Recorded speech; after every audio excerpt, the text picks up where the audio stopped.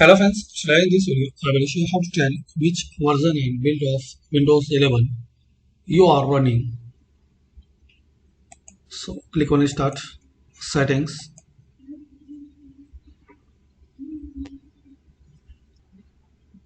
Now scroll down and click on About.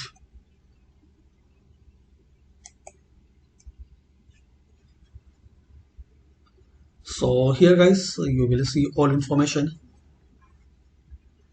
processor, product, device ID, system type. Here is the edition, version, installed and OS build. And also guys you can copy this information and you can share where you want.